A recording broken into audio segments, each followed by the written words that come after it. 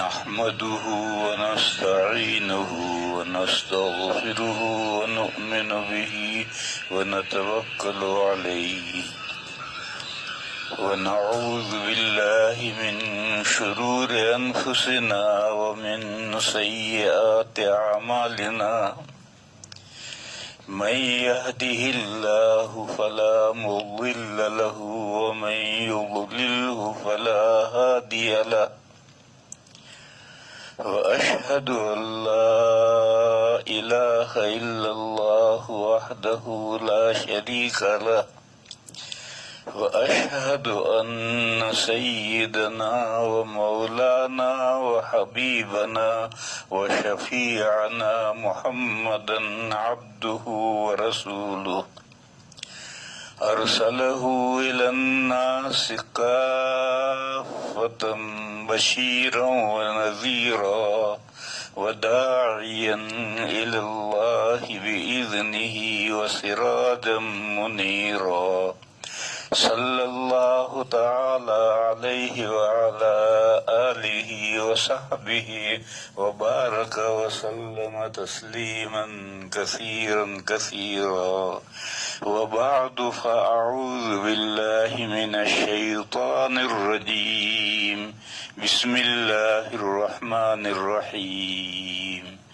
الحمد لله رب العالمين الرحمن الرحيم مالك يوم الدين إياك نعبد وإياك نستعين اهدنا الصراط المستقيم صراط الذين أنعمت عليهم غير المغضوب عليهم ولا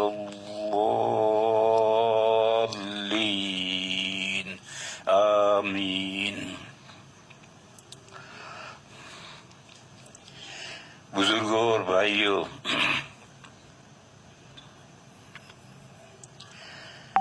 دین کے بنیادی مسئلے تین ہیں: توحید، رسالت اور آخرت۔ انہی تین مسئلوں پر دیگر عقائد متفرع ہیں۔ مثلا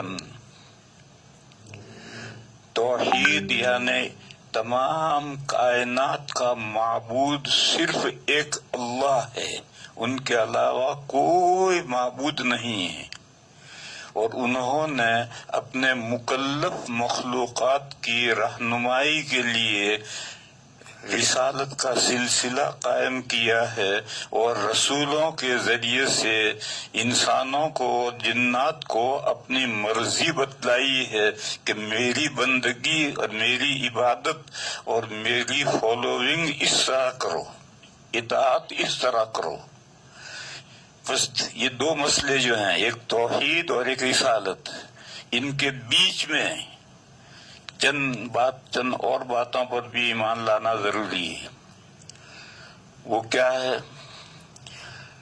اللہ کے ایک مخلوق ہے ملائکہ، فرشتے، ان پر ایمان لانا ضروری ہے، فرشتوں کو ماننا ضروری ہے۔ اسی طریقے پر مکلف مخلوقات میں سے اللہ تعالیٰ نے جو اپنے نمائندے چنے ہیں انبیاء اور رسول، ان کو ماننا ضروری ہے۔ اور ہر مختلف زمانوں میں اللہ تعالیٰ کی بہت سی کتابیں اپنے رسولوں کے اوپر نازل ہوئی، ان کتابوں کو ماننا ضروری ہے۔ یہ تین چیزیں درمیان میں اگر نہیں مانی جائیں گی تو یہ مسئلہ واضح سمجھ میں نہیں آئے گا کہ اللہ جو معبود ہیں انہوں نے اپنے بندگی کے طریقے مخلوقات کو کیسے سمجھائے، کیسے بتلائے۔ اللہ کی شان بہت بڑی ہے، وہ علی ہیں، برتر و بالا ہیں، کبیر ہیں، ان کو وہ انسانوں سے رو در رو بات نہیں کرتے، بالواسطہ رسولوں اور انبیاء کے ذریعے سے مخلوقات تک اپنی بات پہنچاتے ہیں۔ بس اللہ تعالیٰ یہ جو رسول اور انبیاء ہیں یہ بھی انسان ہیں، بشر ہیں، اور بشر سے ما کان لبشر ان یکلمہ اللہ، بشر میں یہ استطاعت اور طاقت نہیں ہے کہ اللہ تعالیٰ اس سے گفتگو کریں. تو یہ انبیاء ہے، انبیاء جو ہیں اور تمام انبیاء کے آقا اور سردار ہمارے پیغمبر حضرت محمد مصطفیٰ صلی اللہ تعالی علیہ وسلم بھی بشر ہیں، اور بشر میں اتنی استطاعت نہیں ہے کہ اللہ تعالی سے ہم کلام ہو سکے. پردے کے ساتھ، پردہ چاہے تھوڑا ہو یا زیادہ ہو، حضرت موسیٰ علیہ السلام سے اللہ تعالیٰ نے ہم کلامی کی ہے، وہ بھی نور کے پردے سے گفتگو کی ہے. اسی لیے موسیٰ علیہ السلام نے فوراً یہ درخواست کی ہے، رب ارنی انظر الیک، اے اللہ مجھے اپنا جلوہ دکھائیے. تو اللہ نے یہ نہیں فرمایا کہ میں نہیں دیکھ سکتا ہوں، بلکہ یہ فرمایا کہ تم مجھے نہیں دیکھ سکتے. قال لن ترانی، تم مجھے نہیں دیکھ سکتے ہو. یہ نہیں کہا کہ میں نہیں دیکھ سکتا ہوں، اللہ تو دیکھ سکتے ہیں. جب انسان کے دل و دماغ میں اور آنکھوں میں قوت پیدا ہو جائے، جیسا کہ جنت میں پیدا ہو جائے گی، تو اللہ کا جلوہ انسان دیکھیں گے. لیکن اس دنیا میں اللہ نے انسان کے دل و دماغ بھی کمزور بنائے ہیں اور آنکھیں بھی کمزور بنائی ہیں، لہذا اس دنیا میں اللہ کا جلوہ انسان دیکھنے کے قابل نہیں. تو موسیٰ علیہ السلام سے یہ کہا کہ لن ترانی، تم مجھے نہیں دیکھ سکتے. یہ نہیں کہا کہ میں نہیں دیکھ سکتا ہوں، یہ نہیں کہا، بلکہ یہ کہا کہ تم مجھے نہیں دیکھ سکتے ہو. پھر حضرت کو مشاہدہ کروایا کہ تم تو کمزور مخلوق ہو، انسان ہو. دیکھو تم جس پہاڑ پر ہو، اس پہاڑ کے سامنے دوسرا پہاڑ تمہیں نظر آ رہا ہے، یہ پہاڑ تم سے زیادہ طاقتور مخلوق ہے. میں اپنا جلوہ اس پر ڈالتا ہوں. دیکھو اگر وہ پہاڑ میرا جلوہ برداشت کر سکے تو تم بھی مجھے دیکھ لو گے، اور اگر وہ برداشت نہ کر سکے تو تم کہاں سے برداشت دیکھو گے. فلما تجلی ربہ للجبل، پھر جب اللہ نے اپنی تجلی فرمائی پہاڑ پر تو پہاڑ ریزہ ریزہ اور پاش پاش ہو گیا، اور موسیٰ علیہ السلام بے ہوش ہو کر گر پڑے، یعنی اللہ کا جلوہ نہیں دیکھ سکے. پہاڑ تو پاش پاش اور ریزہ ریزہ ہو گیا، لیکن موسیٰ علیہ السلام بے ہوش ہو گئے، بھائی اتنا ہی اثر ہوا. بہرحال انسان اللہ تعالی سے براہ راست ہم کلام نہیں ہو سکتا ہے، پردہ رہتا ہے بیچ میں، چاہے وہ پردہ ہلکا ہو چاہے بھاری ہو. ہلکا پردہ تو یہ موسیٰ علیہ السلام سے جو اللہ نے ہم کلامی کی تھی وہ نور کے پردے میں کی تھی، اور وہ نور آگ کی صورت میں، درخت پر آگ کی صورت میں نظر آ رہی تھی. وہ اللہ نہیں، وہ جو نظر آ رہی تھی، آگ کی صورت نظر آ رہی تھی، وہ اللہ نہیں تھے، وہ پردہ تھا. دوسری صورت پردے کی یہ ہے کہ اللہ تعالیٰ فرشتے کو پیغام دیں اور فرشتہ آ کر نبی کے سامنے وہ پیغام بیان کرے. تو یہ درمیان میں فرشتے کا واسطہ ہے، یہ گہرا پردہ ہے، لمبا پردہ ہے. بہرحال اللہ تعالیٰ مخلوق سے مخاطب ہوتے ہیں پردے کے ذریعے سے.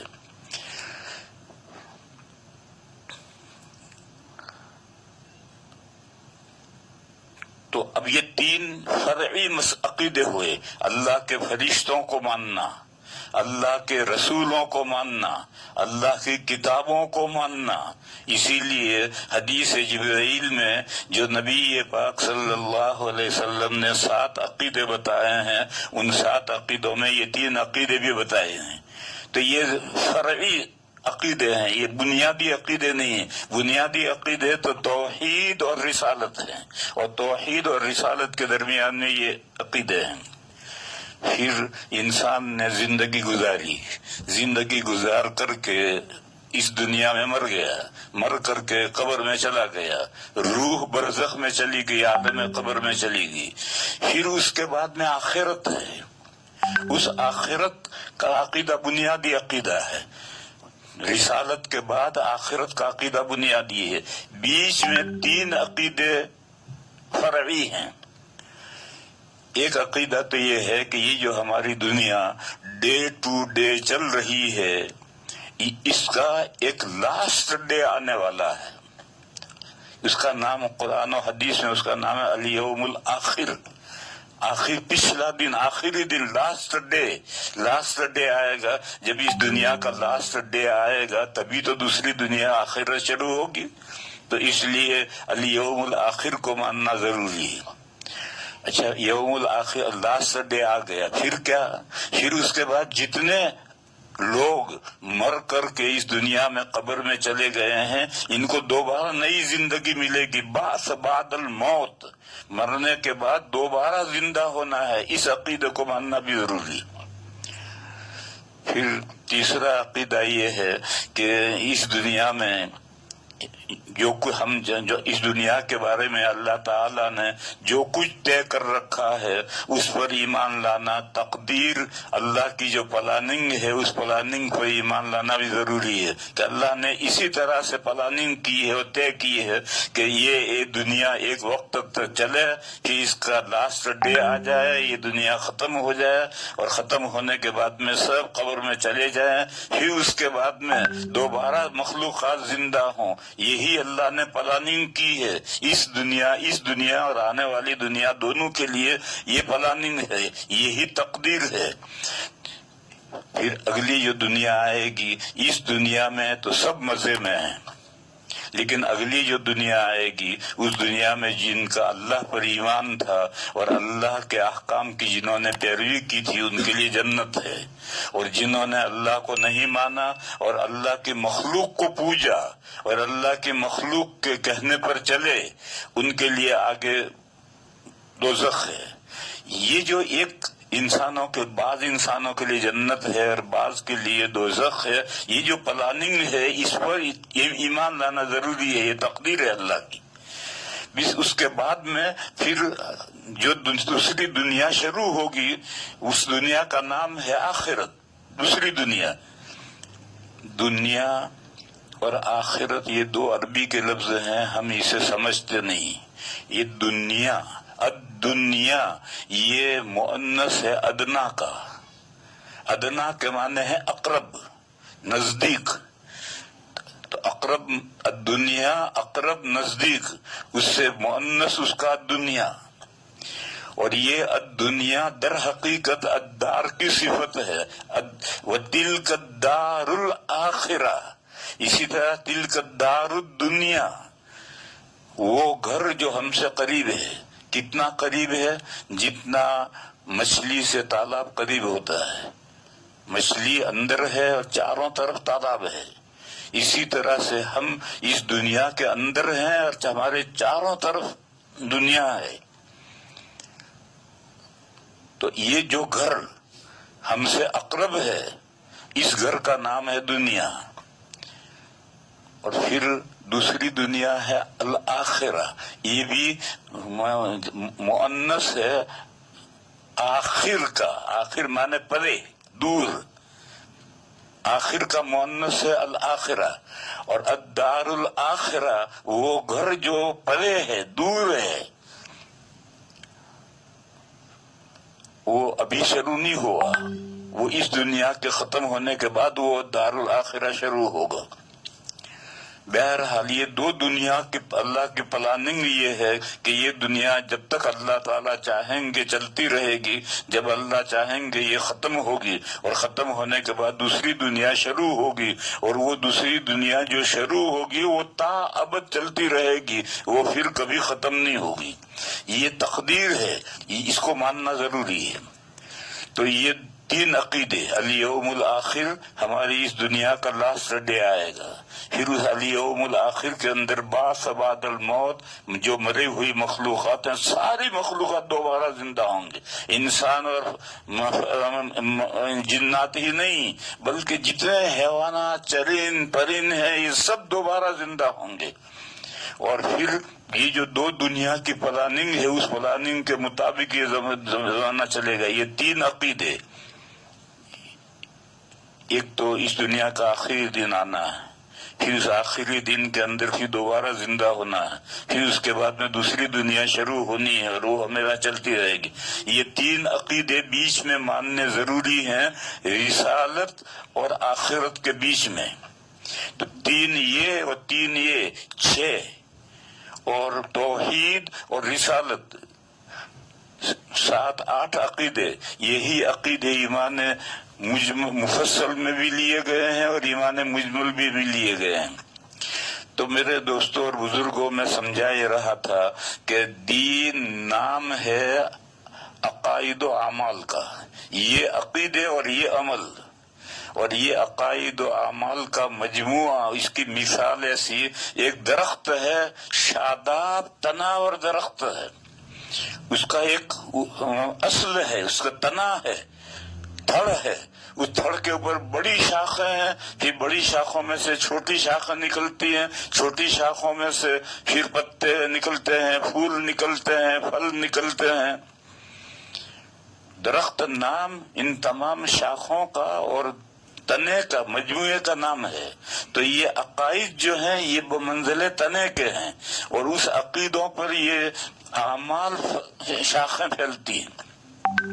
اللہ کے یہاں سے رسولوں پر جو وحی آتی ہے اور جس کے ذریعے سے انسانوں کی رہنمائی کی جاتی ہے، تو ان کو یہ بنیادی عقیدے بھی ان کو سمجھائے جاتے ہیں، اور ان پر متفرع ہونے والی جو شاخیں ہیں وہ بھی بتلائی جاتی ہیں کہ تمہیں دنیا میں یہ کرنا ہے، اگر اگلی دنیا میں تمہیں سکسیسفل ہونا ہے، کامیاب ہونا ہے، تو اس دنیا میں تمہیں یہ کرنا ہے۔ یہ اللہ کی ہر شریعت میں اسی طریقے سے بنیادی باتیں بھی بتائی جاتی ہیں اور اس کے بعد فرعی باتیں بھی بتائی جاتی ہیں۔ اسی لیے میرے بھائیوں، قرآن کریم میں 114 سورتیں ہیں، ان 114 سورتوں میں سے 80 اور 85 سورتیں مکی ہیں۔ ان مکی سورتوں میں یہی 3 عقیدے، توحید، رسالت اور آخرت، یہی 3 عقیدے ریپیٹ کیے گئے ہیں، مختلف طریقے سے بار بار سمجھائے گئے ہیں۔ بلکہ قرآن کے آخر میں جو چھوٹی چھوٹی صورتیں ہیں ان میں تو آخرت کا عقیدہ بار بار بیان کیا گیا ہے۔ پھر اس کے بعد میں جب ہجرت کر کے مدینہ آئے، مکی صورتیں وہ ہیں جو ہجرت سے پہلے نازل ہوئی ہیں، اور جو صورتیں ہجرت کے بعد نازل ہوئی وہ مدنی کہلاتی ہیں۔ تو مدنی صورتوں میں احکام آنے شروع ہوئے، مکی صورتوں میں بہت کم احکام آئے ہیں، اور احکام آئے بھی ہیں تو گول گول آئے ہیں، مبہم آئے ہیں۔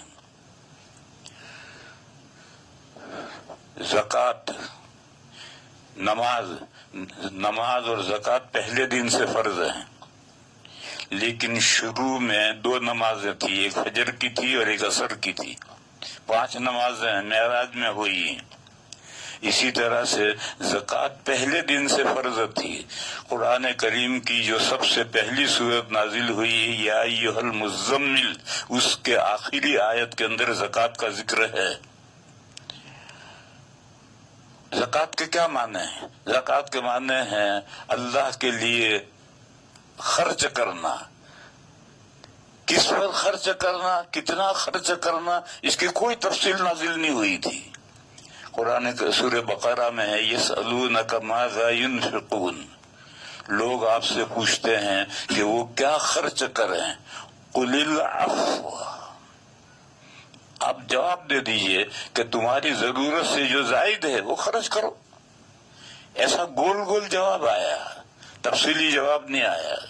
ایک دوسری آیت میں بتایا کہ کن پر خرچ کریں، تو بتلایا کہ تمہارے ماں باپ پر خرچ کرو، رشتہ داروں پر خرچ کرو، یتیموں پر خرچ کرو، مسافروں پر خرچ کرو۔ خرچ کرنے کی جگہ تو تفصیل سے بتلائی، لیکن کتنا مال، کتنے مقدار خرچ کی جائے یہ نہیں بتایا، گول بتلایا۔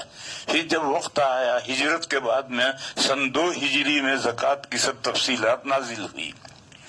بہرحال مکی صورتوں میں عقیدے بار بار پھیرے گئے ہیں اور ریپیٹ کیے گئے ہیں، اور بار بار مختلف انداز سے وہ عقیدے بیان کیے گئے ہیں، اور اس انداز سے بیان کیے ہیں کہ آدمی کو کہیں تکرار نہیں محسوس ہوگی۔ 30ویں پارے کی جو چھوٹی چھوٹی صورتیں ہیں، تقریباً سبھی صورتوں میں معاد آخرت کا عقیدہ ہے، مگر تم پڑھو تکرار کہیں نہیں معلوم ہوگی۔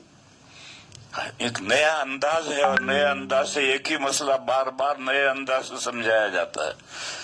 میرے بھائیوں، مجھے کہنا یہ ہے کہ یہ جو قرآن کریم کی پہلی صورت ہے، جو فاتحۃ الکتاب ہے، قرآن کریم کا دیباچہ ہے، جو ام الکتاب ہے، قرآن کریم کی بنیاد ہے اور اصل ہے اور ماں ہے، اس میں یہی تین بنیادی عقیدے بتائے گئے ہیں: توحید، رسالت اور آخرت. اور پھر یہی تین عقیدے اور پھر ان سے لگتے جو احکام ہیں، یہ سارے قرآن کریم میں پھیلائے گئے ہیں.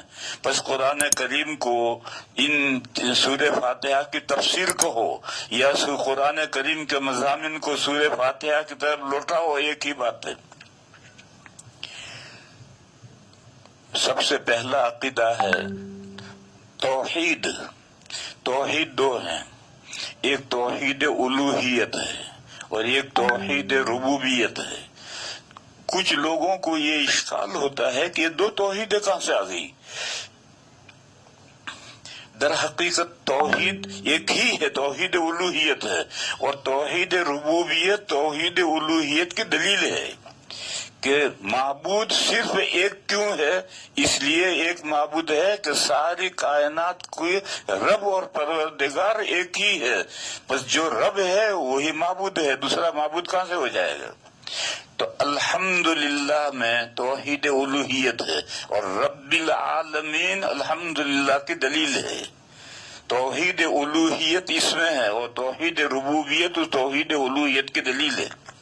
الحمدللہ رب العالمین، اتنی ایک آیت میں توحید الوہیت دلیل کے ساتھ بیان کی گئی ہے کہ معبود صرف ایک ہے، اور اس لیے وہ ایک ہی معبود اس لیے ہے کہ وہی رب ہے، ان کے علاوہ کوئی رب نہیں. رب کسے کہتے ہیں؟ رب اسے کہتے ہیں جس میں تین باتیں پائی جائیں، وہ رب ہے. ہم ترجمہ تو کر دیتے ہیں پروردگار، پالنہار، ترجمہ تو کر دیتے ہیں، لیکن سمجھتے کچھ نہیں. ایسا ہی ہے جیسا کہ ایک دوسرے سے ملتے ہیں، مصافحہ کرتے ہیں، پوچھتے ہیں مزاج شریف، تو وہ کہتا ہے الحمدللہ، یا کہتا ہے نزلہ ہو رہا، بخار آ رہا، کورونا ہو رہا. اور دونوں سے پوچھو کہ مزاج کس پرندے کا نام ہے، تو نہ یہ جانے کہ مزاج کیا چیز ہے، جانتا کوئی نہیں. اسی طریقے پر ہم پروردگار، پالنہار ترجمے تو کر دیتے ہیں، لیکن اس کا مفہوم نہیں سمجھتے کہ کیا مفہوم ہے. اس لیے سمجھو، تین چیزیں رب ہونے کے لیے تین چیزیں ضروری ہیں. جس ہستی میں یہ تین باتیں پائی جائیں گی وہی رب ہے، اس کے علاوہ کوئی رب نہیں ہو سکتا. پہلی چیز تو ہے نتھنگ کو تھنک کرے، نیست کو ہست کرے، کسی چیز کو عدم سے وجود میں لائے. سب سے پہلی شرط یہ ہے. اور جو نتھنگ کو تھنک نہیں کر سکتا، نیست کو ہست نہیں کر سکتا، وہ معبود نہیں ہو سکتا. وہ ایک ہی ہستی ہے جس نے نتھنگ کو تھنک کیا. قرآن کریم میں ہے هل أتى على الإنسان حين من الدهر لم يكن شيئا مذكورا. بالتحقیق انسان پر ایک لمبا زمانہ گزر چکا ہے کہ وہ اس کا کائنات میں کوئی تذکرہ ہی نہیں تھا. هل أتى على الإنسان حين من الدهر لم يكن شيئا مذكورا. یہ تو جب آدم علیہ السلام کے پیدائش کا وقت آیا اور اللہ نے فرشتوں کے سامنے یہ بات ڈکلیئر کی کہ میں زمین میں اپنا خلیفہ بنانے جا رہا ہوں، تب انسان کا تذکرہ کائنات میں شروع ہوا. اس سے پہلے کتنا زمانہ گزر چکا ہے، اللہ بہتر جانتے ہیں کتنا زمانہ گزر چکا ہے. انسان کا کوئی ذکر تھا ہی نہیں. تو جیسے انسان معدوم تھا، تذکرہ بھی نہیں تھا، کوئی جانتا بھی نہیں تھا کہ یہ بھی کوئی مخلوق ہے. پھر جب وقت آیا تو اللہ نے انسان کو نیست سے ہست کیا، آدم علیہ السلام کو پیدا کیا. آدم علیہ السلام وجود میں آ گئے، تب ان کے ذریعے سے ان کی قیامت تک کی اولاد کا تذکرہ شروع ہو گیا. تو رب ہونے کے لیے ایک ضروری ہے کہ کسی چیز کو عدم سے وجود میں لائے، نیست سے ہست کرے. دوسری شرط یہ ہے کہ جس چیز کو عدم سے وجود میں لایا ہے اس کے بقا کا سامان کرے.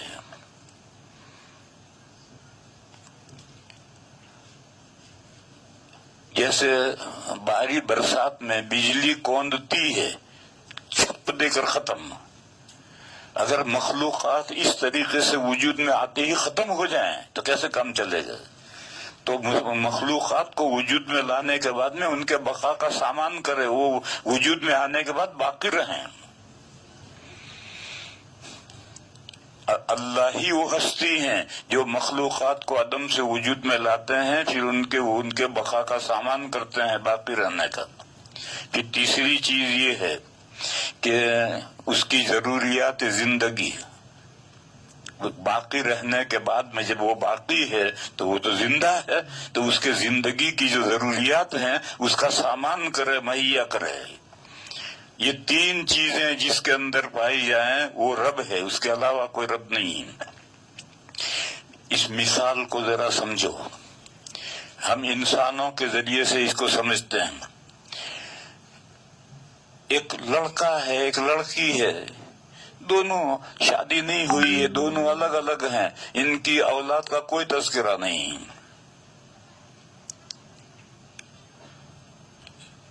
کچھ لوگ کھجور لے کر آتے ہیں، حضرت اسے چبا دیجیے. کیا کرو گے بھائی؟ کہ تہنیک کرنی ہے. تو میں کہتا ہوں بچہ لا کہاں ہے؟ اس لیے کہ تہنیک تو میں کروں گا، بچہ لاؤ، میں کھجور لاؤ. میں کھجور کو بہت باریک چبا کر کے انگوٹھے پر لے کر آہستہ سے اس کے منہ میں رکھ کر اس کے تالو میں چپکا کر کے دباؤں گا، خاص انداز سے دباؤں گا. اس سے بچہ گلے کی بیماریوں سے محفوظ رہتا ہے اور جہوری صوت ہوتا ہے، آواز بلند ہوتی ہے. نبی پاک صلی اللہ علیہ وسلم کے زمانے میں جب بچہ کوئی پیدا ہوتا تھا تو وہ حضور کی خدمت میں لایا جاتا تھا اور کھجور بھی ساتھ میں لے کر آتا تھا، اور بالکل پیدا ہوتے ہی فوراً ابھی کوئی چیز اس نے کھانا پینا شروع کیا اس سے پہلے لاتے تھے اور حضور تہنیک کرتے تھے. تو میں کہتا ہوں کہ بھئی بچہ کہاں ہے؟ کہنے لگے وہ بچہ تو ابھی نہیں ہوا، شادی نہیں ہوئی، ابھی تو شادی بھی نہیں ہوئی اور تہنیک کرانے کے لیے کھجور لے کر کے آ رہا ہے. یہ جو لوگوں میں جو چلا ہوا ہے، یہ کھجور چبا کر کے شادی سے بھی پہلے کھجور چبا کر فریج میں رکھ لیتے ہیں کہ بچہ پیدا ہوگا تو تھوڑا تھوڑا اس کو کھلائیں گے. یہ تہنیک نہیں ہے، یہ تہنیک کے نام سے دھوکہ چل ہو رہا ہے. اس کو تبرک تو تم کہہ سکتے ہو کہ یہ تبرک کسی بزرگ کا چبایا ہوا ہے، تھوڑا تھوڑا تبرکن کھلایا، تبرک کو کوئی حرج نہیں، لیکن تہنیک اسے مت دو، نام دو. تہنیک تو اس کے علاوہ چیز ہے. تو ہمارا بچہ جب تک شادی نہیں ہوتی ہے بچے کا کوئی تذکرہ ہی نہیں. پھر شادی ہو گئی، شادی ہونے کے بعد میں میاں بیوی دونوں بچے کے امید رکھتے ہیں. پہلے تو میرے ایک استاد تھے مولانا ہاشم صاحب بخاری رحمت اللہ علیہ، وہ بخارا کے تھے، دارالعلوم دیوبند میں آ کر پڑھے اور پھر دارالعلوم میں مدرس ہوئے تھے. میرے استاد ہیں، میں نے قدوری پڑھی ان سے. تو ہم نے ان سے کہا حضرت آپ نے شادی نہیں کی؟ تو کہنے لگے میں نے شادی کی ہے، میں نے اپنے ملک میں بخارا میں شادی کی تھی. تو میں نے کہا آپ کے بچے؟ کہنے لگے بچہ کوئی نہیں. ہمارے یہاں شادی کے 15 سال تک تو بچے کا کوئی تصور ہی نہیں ہوتا تھا. 15 سال کے بعد میں بچے کا تصور ہوتا تھا، مرد بھی اور عورت بھی بچے کا. اب تو 1 سال اگر بچہ نہ ہو تو شوہر ادھر دعائیں کراتا پھرے گا، عورتیں ادھر منتیں مانتی پھرے گی، بچے کے لیے بےتاب ہیں. کیوں؟ دنیا قیامت قریب آ رہی ہے، جتنوں کو دنیا میں آنا ہے دھڑا دھڑ پھٹافٹ آنا ہے، دیر نہیں ہے، تاخیر نہیں ہے، جلدی سے سب کو آنا ہے. بہرحال میں یہ کہہ رہا تھا کہ یہ جو تہنیک کے بارے میں تصور آج کل چل پڑا ہے کہ شادی ہونے کے بعد یا عورت حاملہ ہے اس وقت اس کھجور چبا کر کے فریج میں رکھ لی، بچہ پیدا ہوگا تو تھوڑی تھوڑی اس کو کھلائیں گے، یہ تہنیک نہیں ہے، یہ تہنیک کا غلط مفہوم ہے. تہنیک تو یہ ہے کہ بچہ پیدا ہوتے ہی کسی نیک بندے کے پاس جو تہنیک کرنا جانتا ہو، ہر ایک تہنیک نہیں کر سکتا. جو تہنیک کرنا جانتا ہے اس کے پاس لے جاؤ، وہ کھجور چبا کر کے انگوٹھے پر لے گئے. اور انگوٹھے کا ناخن نہیں ہونا چاہیے، ناخن کٹا ہوا ہونا چاہیے. انگوٹھے پر لے کر آہستہ سے انگلی ڈال کر کے اس کے تالو میں وہ کھجور چپکائے گا اور خاص انداز سے تالو دبائے گا. اس سے بچہ جہوری صوت ہوگا. بہرحال ہمارا یہ بچہ جس کا کوئی تصور ہی نہیں تھا، اللہ تعالیٰ نے جب وقت آیا تو بچہ دیا. اب یہ بچہ نیست سے ہست ہوا، عدم سے وجود میں آیا. اب اگر یہ بچہ عدم سے وجود میں آنے کے بعد میں اس کی بقا کا سامان اللہ تعالیٰ نہ کرے تو یہ بچہ کیسے زندہ رہے گا؟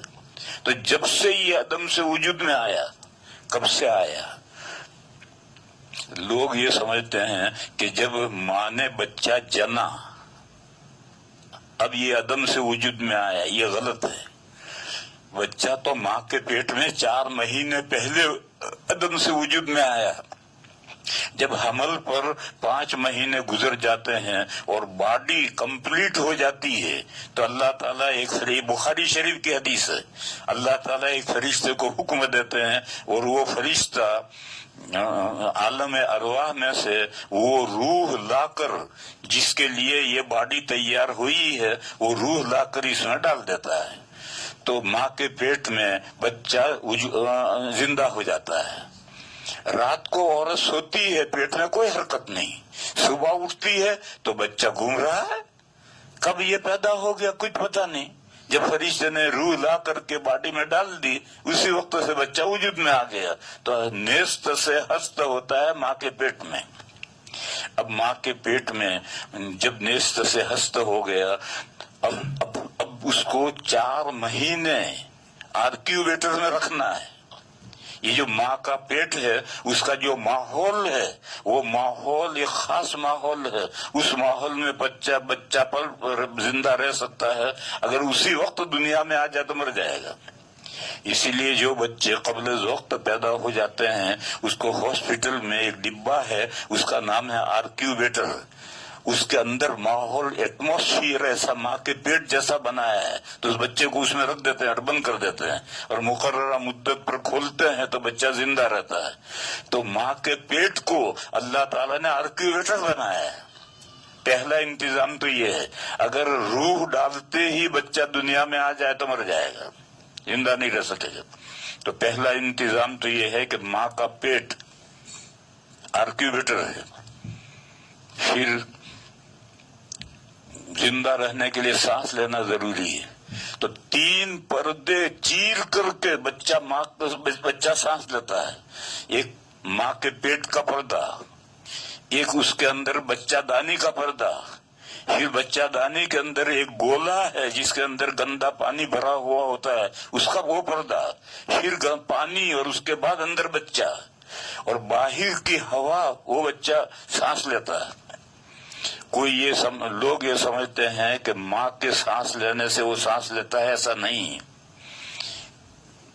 ماں کا انتقال ہو گیا، اس کا سانس بند ہو گیا اور بچہ پیٹ میں زندہ ہے اور ہلتا ہے. اور کتابوں میں مسئلہ ہے کہ اگر ایسی صورت پیش آئے کہ ماں کا انتقال ہو جائے اور پیٹ میں بچہ ہے تو ہل رہا ہے، زندہ ہے، تو جلدی سے آپریشن کر کے بچے کو نکال کر بچا لیا جائے. معلوم ہوا کہ اس کا سانس ماں کے سانس کے تابع نہیں ہے. اسی طرح سے یہ مسئلہ ہے کہ گائے قربانی کرنے کے بعد میں جب وہ چمڑا اتار کر کے پیٹ چیرا تو اندر سے بچہ زندہ نکلا. تو اب اس بچے کو ذبح کر لو تو ذبح کرنے کے بعد میں اس کا کھانا بھی جائز ہے.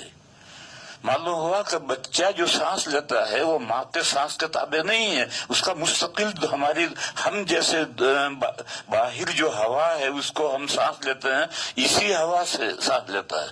دیکھو اس کی مثال،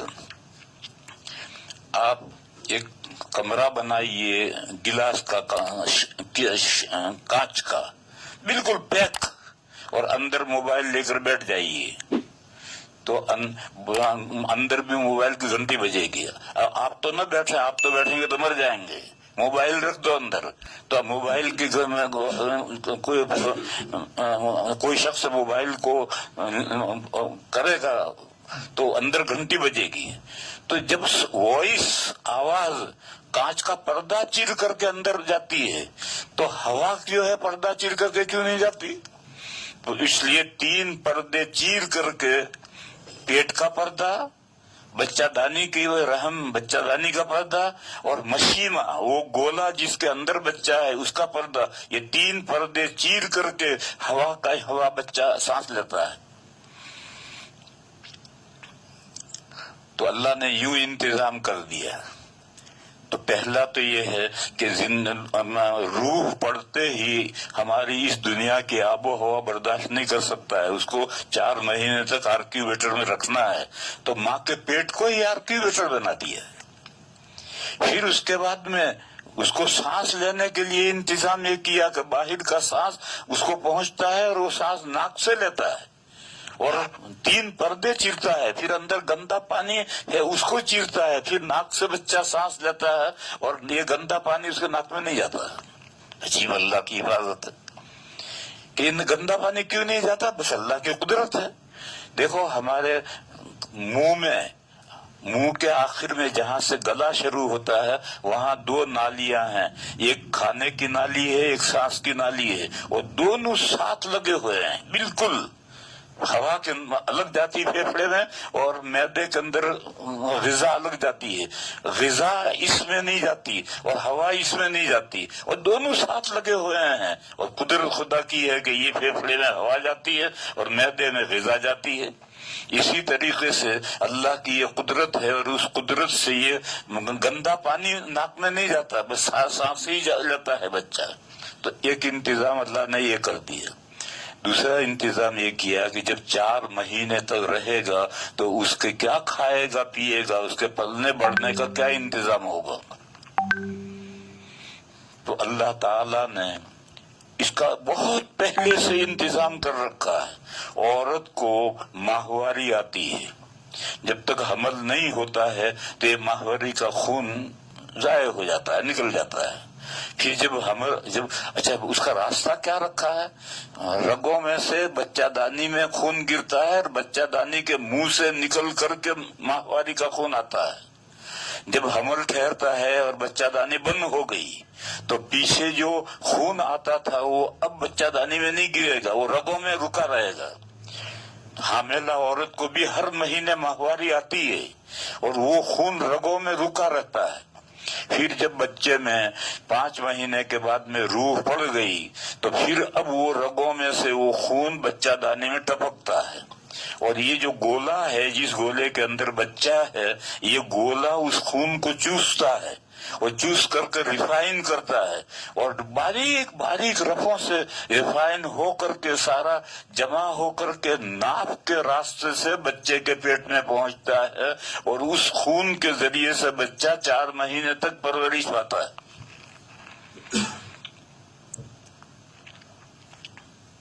اور یہ جو کھایا وہ تو کھایا ہے تو پخانا بھی کرے گا. تو پخانا کہاں گیا اس کا؟ وہ پخانا اس کے پیٹ میں جمع رہتا ہے 4 مہینے تک. جیسے ہمارا پخانا 24 گھنٹے تو پیٹ میں جمع رہتا ہے، بعض کا 2 دن جمع رہتا ہے، تو وہ 4 مہینے جمع رہتا ہے.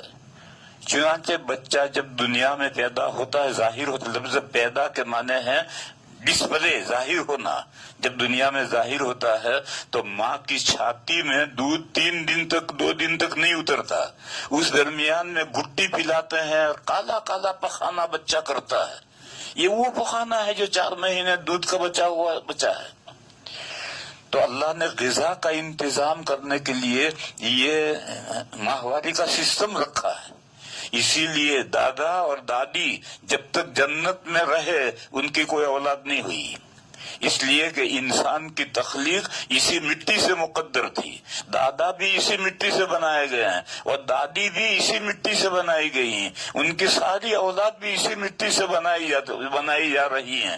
جنت میں ان کی کوئی اولاد نہیں ہوئی. جب جنت سے نکالے گئے اور زمین پر آئے اور زمین پر اتر کر کے زمین سے پیدا ہونے والی چیزیں دادا اور دادی نے کھائی تو اس سے جسم میں بلڈ خون پیدا ہوا.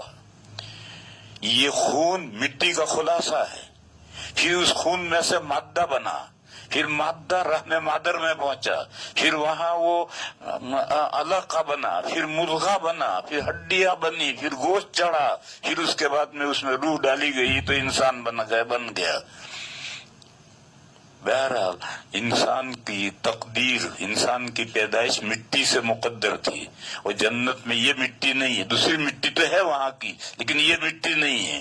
لہذا دادا دادی جنت میں رہے، کتنے دن رہے اللہ جانے، کتنے دن رہے، ہزاروں سال رہے، سینکڑوں سال رہے. اس درمیان میں ان کی کوئی اولاد نہیں ہوئی. میاں بیوی میں جو مقاربت ہوتی ہے وہ وہاں بھی ہوتی ہے. جنتی جنت میں جائیں گے تو وہاں یہ سلسلہ رہے گا. تو دادا دادی میں بھی یہ سلسلہ تھا لیکن اولاد نہیں ہوئی، اس لیے کہ اولاد تو اس مٹی سے پیدا کرنا مقدر ہے. اور دادا بھی اسی مٹی سے پیدا ہوئے ہیں، دادی بھی اسی مٹی سے پیدا ہوئے ہیں. اور یہ جو کہتے ہیں کہ دادا کی پسلی سے دادی پیدا کی گئی، یہ بائبل کا تصور ہے جو تفسیروں کے اندر آیا ہے. صحیح روایات میں یہ مضمون نہیں ہے. بخاری شریف میں صرف ایک روایت ہے.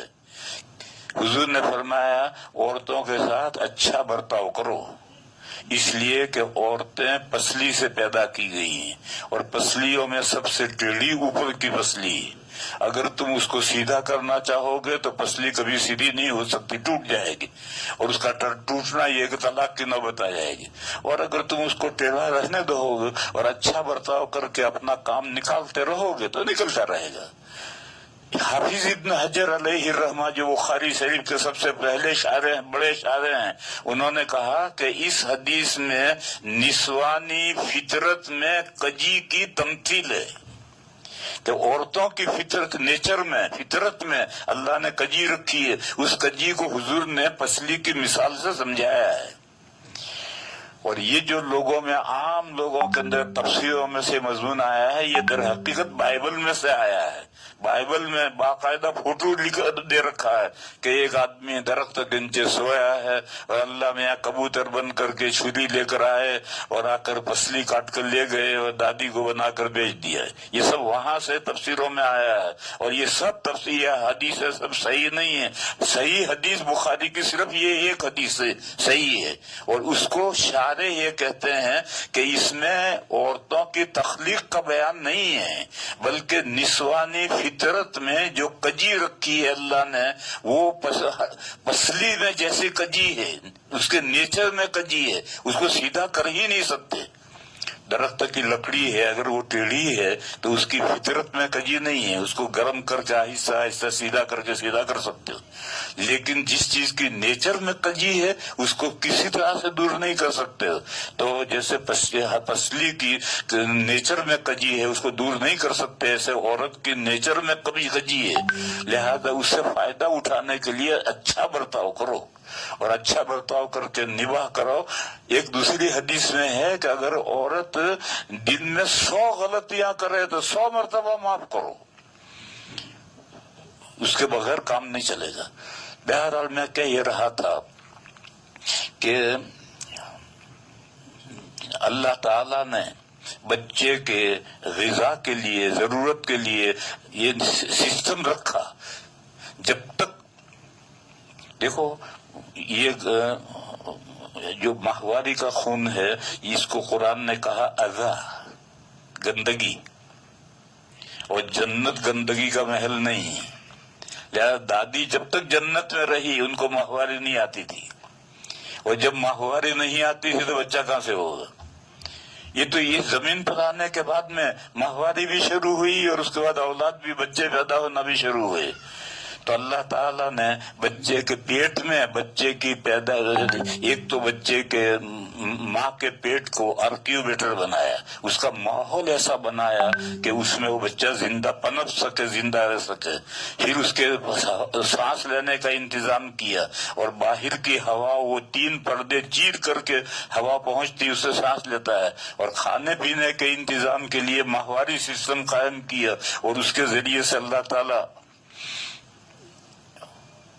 اس کی پرورش کرتے ہیں۔ پھر اس کے بعد بچہ دنیا میں آیا، کہتے بچہ پیدا ہوا، پیدا فارسی لفظ ہے، پیدا کے معنی ہے نمودار، ظاہر ہوا، یعنی عدم سے وجود میں ابھی نہیں آیا، وہ تو 4 مہینے پہلے عدم سے وجود میں تو آ گیا ہے، ابھی تو یہ ظاہر ہوا دنیا میں، نمودار ہوا۔ اب اللہ تعالیٰ نے 3 انتظام کیے اس کے دنیا میں، اگر وہ 3 انتظام نہ کرتے تو بچہ دنیا میں زندہ نہیں رہ سکتا تھا۔ ایک تو سانس لینے کے لیے ہوا چاہیے، وہ ہوا اللہ نے آلریڈی ساری کائنات ہوا سے بھر رکھی ہے، ہم سب اسی ہوا کے ذریعے سے سانس لے کر زندہ رہتا ہے، بچہ بھی نکل دنیا میں آ کر سانس لیتا ہے، تو سانس وہ ہوا کا انتظام تو پہلے سے ہے۔ دوسرا، ابھی اس کا معدہ اس قابل نہیں ہے کہ وہ دنیا کی غذا ہضم کر سکے، تو اس لیے بچہ بغیر دانت کے آتا ہے۔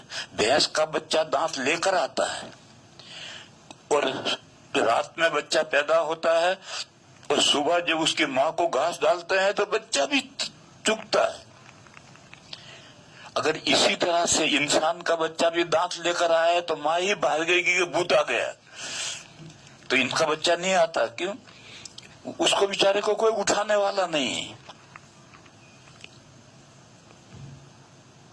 پھر اللہ تعالیٰ نے جتنے بچے ہوتے ہیں ان بچوں کے اعتبار سے تھن رکھے ہیں، بھینس کے 4 تھن رکھے ہیں، 2 مالک کے ہیں، 2 بچے کے ہیں۔ اس سے کم شروع میں دودھ نہیں پلانا چاہیے، پھر کچھ دنوں کے بعد، مہینے 2 مہینے کے بعد میں 1 تھن پلاؤ اور کوئی حرج نہیں، لیکن شروع میں 2 تھن اس کے ہیں، 1 تھن 2 تھن آپ کے ہیں۔ بہرحال یہ جو نظام ہے کہ بچہ بغیر دانت کے پیدا ہوتا ہے، اور پیدا ہونے کے بعد میں جب اس کا پیٹ خالی ہو جاتا ہے، پیٹ میں جو کھا کر اس کا پخانہ جمع ہوا تھا وہ سارا نکل جاتا ہے، پیٹ خالی ہوتا ہے، تو اب 2 ماں کی چھاتی میں سے 2 نہریں جاری ہو جاتی ہیں دودھ کی۔ لڑکا ہے تو ڈبل فیٹ کا دودھ ہوگا، لڑکی ہے تو سنگل فیٹ کا دودھ ہوگا۔ لڑکی کم ہضم کر سکتی، لڑکا قوی معدہ ہوتا ہے، اس کے اعتبار سے اس کے فیٹ میں بھی اللہ تعالیٰ نے ڈبل فیٹ اور سنگل فیٹ رکھا۔ تو یہ دودھ کا جو انتظام اللہ نے کیا ہے، اس کے اگر کوئی غذا بچے کو نہیں مل سکتی تو ماں اپنی چھاتی سے لگا کر دودھ پلائے گی۔ تیسری چیز، اللہ تعالیٰ نے بچے کو انٹرنیشنل بھاشا، لینگویج سکھا کر بھیجا ہے، اور بچہ اپنی ہر ضرورت اس زبان سے پوری کرتا ہے۔ وہ انٹرنیشنل لینگویج کیا ہے؟ رونا، کرائنگ۔ دنیا کے سب بچے ایک ہی طرح روتے ہیں، ایسا نہیں ہے کہ گجراتیوں کا بچہ گجراتی میں روتا ہو، اور عربوں کا بچہ عربی میں روتا ہو، انگریزوں کا بچہ انگریزی میں روتا ہو، ایسا نہیں ہے۔ سارے بچے ایک ہی طرح سے روتے ہیں، اور وہ اپنے رونے کے ذریعے سے اپنی ضرورت پوری کرتے ہیں۔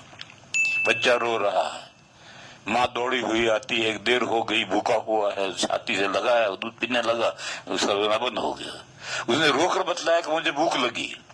رات میں بچہ رونے لگا، ماں اٹھی، دیکھا کہ بچے سے کپڑا ہٹ گیا تھا، اس نے کپڑے میں ڈھانک دیا، سردی لگ رہی تھی، اس نے رو کر بتلایا کہ مجھے سردی لگ رہی ہے۔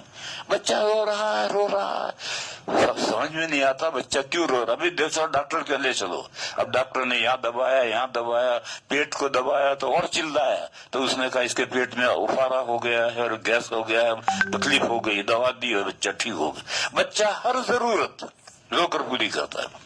دیکھو رونا 2 طرح کا ہے، ایک حقیقی رونا ہے، ایک بناوٹی رونا ہے۔ یہ جو بناوٹی رونا ہے یہ لینگویج ہے، اور یہ جو حقیقی رونا ہے جس میں آنسو نکلتے ہیں یہ رونا الگ ہے. یہ تو کوئی بھی روتا ہے, ہم بھی روتے ہیں, مرد بھی روتے ہیں, عورتیں بھی روتی ہیں, بلکہ عورتیں مردوں سے زیادہ روتی ہیں, بچے بھی روتے ہیں, بڑے بھی روتے ہیں. یہ جس میں آنسو نکلتے ہیں یہ رونا الگ ہے, اور ایک رونا ہے جس میں آنسو نہیں نکل رہے اور چلا رہا.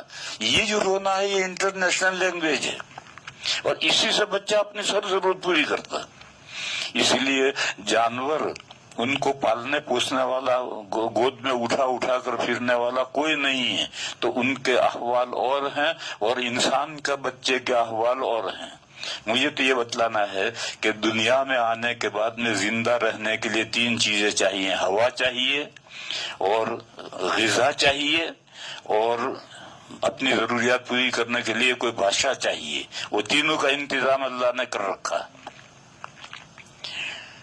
تو رب وہ ہے جو کسی چیز کو عدم سے وجود میں لائے, اور عدم سے وجود میں لانے کے بعد میں پھر اس کے بقا کا سامان کرے, اور پھر اس کے لیے ضروریات زندگی مہیا کرے. جو ہستی یہ 3 کام کرتی ہے وہی رب و پروردگار پالنہار ہے. تو قرآن نے کہا کہ ساری کائنات کے رب العالمین, پتہ نہیں عالم کتنے ہیں, اللہ جانتا ہے بہتر کہ کتنے عالم ہے.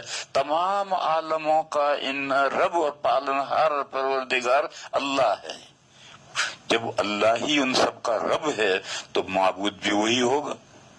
تو اس لیے فرمایا الحمدللہ, تمام تعریفیں اللہ کے لیے ہیں. کیوں؟ وہ سارے جہانوں کے پالنہار ہیں, یعنی تمام جہانوں کے تمام تعریفیں اللہ کے لیے ہیں, یعنی معبود وہی ہیں. اس کو سمجھو, معبود میں 2 چیزیں ضروری ہیں. ایک تو یہ کہ سارے کمالات اس میں جمع ہوں. دوسری چیز کیا ہے کہ کوئی کمی نہ ہو. سارے کمالات جمع ہیں. اس کے لیے قرآن میں اور حدیثوں میں لفظ جملہ آتا ہے الحمدللہ. تمام تعریفیں اللہ کے لیے ہیں, حمد ہوتی ہے کمالات پر. اور جب تمام تعریفیں معلومات, سارے کمالات انہیں کے اندر ہیں, اور ہر عیب سے, ہر کمی سے, ہر برائی سے اللہ پاک ہیں. اس کے لیے قرآن و حدیث میں تعبیر ہے سبحان اللہ, اللہ پاک ہیں, یعنی کوئی عیب نہیں ہے ان میں, کوئی کمی نہیں. کتنی بعض جگہ پر لفٹ میں ایک دعا لکھ رکھی ہے کہ جب لفٹ اونچی اوپر جائے تو کہو اللہ اکبر, اور جب لفٹ نیچے جائے تو کہو سبحان اللہ. تو نیچے جانا یہ کمی ہے, تو اس وقت اللہ کی پاکی بیان کرو سبحان اللہ. اللہ کے اندر ایسی کمی بھی نہیں. اور اوپر جانا یہ بڑائی ہے, تکبر ہے, اور انسان کو تکبر زیب نہیں دیتا. تو وہاں یاد کرو کہ بڑائی اللہ کے لیے ہے, اللہ کے علاوہ کے لیے کوئی بڑائی نہیں.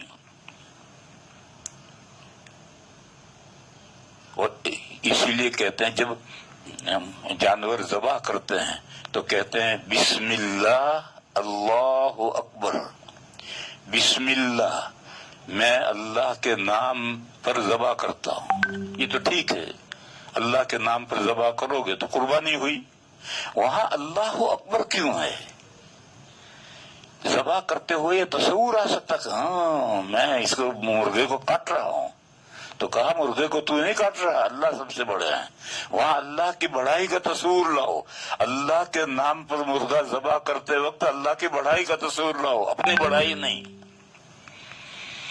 تو معلوم ہوا کہ عظمتیں اور بڑائیاں بھی ساری اللہ کے لیے ہیں, اور ہر کمی سے, ہر عیب سے اللہ تعالیٰ پاک ہیں. تو قرآن کریم میں جہاں بھی الحمدللہ آئے تو اس میں توحید الوہیت ہے, اور جہاں بھی سبحان اللہ آئے تو اس میں بھی توحید الوہیت ہے. یہ ایک پہلو ہے, خوبیوں کا ہونا ضروری ہے معبود میں, اور یہ دوسرا پہلو ہے کمیوں سے پاک ہونا ضروری ہے. اور یہ جب دونوں چیزیں جمع ہوں گی, اور وہ جمع ہوں گی تبھی سے تمام خوبیاں اسی میں جمع ہے جس میں کوئی کمی نہ ہو, اور ہر کمی سے پاک وہ ہے جس میں ساری خوبیاں ہوں. اس لیے دونوں چیزیں ساتھ ساتھ ہیں، اور قرآن کریم میں بہت جگہ پر آدھا مضمون بیان کرتے ہیں، آدھا مضمون چھوڑ دیتے ہیں فہم سامع پر اعتماد کر کے. جیسے آج ہی ہمارے حافظوں نے ایک آیت پڑھی، قل اللہم مالک الملک، کہو اے اللہ ملک آپ کا ہے، مالک الملک، توتی الملک من تشاء، جس کو چاہیں آپ ملک دیں، وتنزع الملک ممن تشاء، جس سے چاہیں ملک لے لیں، وتعز من تشاء، جس کو عزت چاہیں عزت دیں، وتذل من تشاء، جس کو چاہیں ذلت دیں. بیدک الخیر، آپ کے ہاتھ میں خیر ہے. سوال ہے کہ شر کس کے ہاتھ میں ہے؟ شر بھی تو اللہ کے ہاتھ میں ہے، اس کا تذکرہ یہاں چھوڑ دیا. بیدک الخیر کہا کیونکہ اوپر متقابلات آئے ہیں، تو جب متقابلات کے دونوں کے مالک اللہ ہیں تو خیر کا مقابل شر ہے، اس کا مالک بھی اللہ ہے. پھر آگے بھی متقابلت ہے، تولج اللیل فی النہار وتولج النہار فی اللیل وتخرج الحی من المیت وتخرج المیت من الحی. آگے بھی متقابلات ہیں، ادھر بھی متقابلات ہیں. تو بیچ میں جو بیدک الخیر کہا ہے تو وہاں شر کا جز محذوف ہے. یہ ایک مثال ہے اس بات کی کہ قرآن کریم میں بہت جگہ پر متقابلات میں سے آدھا مضمون بیان کر کے آدھا فہم سامع پر اعتماد کر کے چھوڑ دیا جاتا ہے. تو یہاں بھی یہ آدھا بیان کیا گیا الحمدللہ، تو یہ اس کے ساتھ میں سبحان اللہ اس کے ساتھ لگے گا، سبحان اللہ تو اس کے ساتھ الحمدللہ اس کے ساتھ لگے گا. تمام تعریفیں جس کے اندر ہوں اور ہر عیب سے کمی سے جو پاک ہو وہی معبود ہوتا ہے. تو فرمایا الحمدللہ، تمام تعریفیں اللہ کے لیے ہیں، یعنی معبود وہی اکیلے ہیں، ان کے علاوہ کوئی معبود نہیں. کیونکہ دنیا میں تمام تعریفوں میں سب سے بڑی تعریف معبود ہونا ہے، اس سے بڑی کوئی تعریف نہیں. سب سے بڑی تعریف معبود ہونا ہے. تعریفیں تو بہت ہیں، یہ اچھا انجینئر ہے، یہ اچھا آرکیٹیکٹ ہے، یہ اچھا راج کمار ہے، یہ اچھا یہ ہے، یہ اچھا یہ ہے، یہ اچھا کھانا پکانا جانتا ہے، یہ کپڑا سینا جانتا ہے، یہ ہے. ان سب سے اوپر یہ پیدا کرنے والا ہے اور دوسرا کوئی پیدا کرنے والا نہیں. پھر جب پیدا کرنے والا وہ ہے پھر پالنے اور پوسنے والا بھی وہی ہے، اس کو کوئی پالنے پوسنے والا اور نہیں ہے. پر جب یہ ساری باتیں اس اللہ کے لیے ہیں تو معبود ہونا ہے، یعنی ورشپ ایبلٹی جس کے اندر ہو، پوجا کی صلاحیت ہو، وہ بھی اللہ ہی کے اندر ہے. ان کے علاوہ کوئی وردی اور ورشپ نہیں ہے، اللہ کے علاوہ عبادت کے لائق نہیں ہے. یہ پہلا مضمون بیان کیا الحمدللہ، تمام تعریفیں اللہ کے لیے ہیں. لہذا جب تمام تعریفیں اللہ کے لیے ہیں تو سب سے بڑی جو تعریف ہے معبود ہونا، یہ بھی اللہ ہی کے لیے ہے. اور دلیل اس کی یہ ہے کہ وہ سارے جہانوں کے پالنہار ہیں، اور جو پالنہار ہو اسی کی تو پوجا کرنی چاہیے، کسی اور کی کیسے کرنی چاہیے. تو یہ جو سورہ فاتحہ کی پہلی آیت ہے الحمدللہ رب العالمین، اس میں توحید الوہیت کا بیان ہے اور اس کی دلیل میں توحید ربوبیت کو بیان کیا گیا ہے. وآخر دعوانا ان الحمدللہ رب العالمین.